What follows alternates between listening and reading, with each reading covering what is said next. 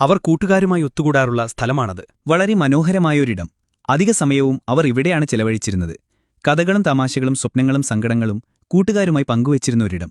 കുട്ടികളും മുതിർന്നവരും ഒരുപോലെ ഇരുന്ന് സൊറ പറയുന്ന ഒരിടം. ക്ലബിനടുത്തായി ഒരു അരുവി ഒഴുകുന്നുണ്ട്. ദൂരെ കാണുന്ന മലയിൽ നിന്നാണ് അരുവിയിലേക്ക് വെള്ളം വരുന്നത്.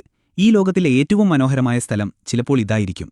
അവിടെ എത്തിയപ്പോൾ സൈനുവിനെ കളിയാക്കി കൂട്ടുകാർ വിളിച്ചു പറഞ്ഞു, ദുബായ്ക്കാരൻ വരുന്നുണ്ടേ. ഒരുപാട് കളിച്ചും ചിരിച്ചുമിരുന്ന ആ ക്ലബ്ബും സ്ഥലവും താൻ ഒരുപാട് മിസ് ചെയ്യുമെന്ന ചിന്ത സൈനുവിനെ വിഷമിപ്പിച്ചു. അവിടെ കുറച്ചു സമയം ചിലവഴിച്ച ശേഷം സൈനു അക്ഷയ്യെ വീട്ടിലാക്കാൻ പോയി. തിരിച്ച് വീട്ടിലേക്ക് വരുന്ന വഴിക്ക് അവൻ അടുത്തുള്ള പള്ളിയിൽ പോയി ഉസ്താദിനോട് യാത്ര പറയാമെന്ന് കരുതി. നിസ്കാരശേഷം ഉസ്താദിനോട് യാത്ര പറഞ്ഞ് വീട്ടിലേക്ക് തിരിച്ചു. വീട്ടുമുറ്റത്തേക്ക് കയറുമ്പോൾ അയൽക്കാരിയായ ശാന്തച്ചേച്ചി ഉമ്മയോട് സംസാരിക്കുന്നത് അവൻ കണ്ടു. സൈനുവിനെ കണ്ടതും ഉമ്മ പറഞ്ഞു, നോക്ക് ശാന്തേച്ചി, നിനക്ക് വേണ്ടി അച്ചാറൊക്കെ ഉണ്ടാക്കി കൊണ്ടുവന്നിട്ടുണ്ട്. കൊള്ളാമല്ലോ ശാന്തചേച്ചി, സൈനു പറഞ്ഞു. ദുബായിൽ നിന്ന് വരുമ്പോൾ എനിക്ക് ചോക്ലേറ്റും കൊണ്ടുവരണം, ശാന്തചേച്ചി ചിരിച്ചുകൊണ്ട് പറഞ്ഞു.